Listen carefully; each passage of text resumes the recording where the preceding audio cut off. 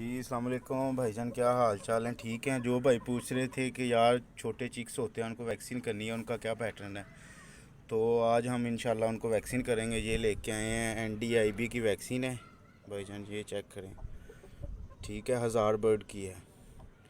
तो सबसे पहले आपने इसकी एक्सपायरी डेट चेक करनी होती है लाजमी, और इसका टेम्परेचर जैसा कि आप देख रहे हैं, बर्फ़ साथ है इसके, आइस लेके आए थे।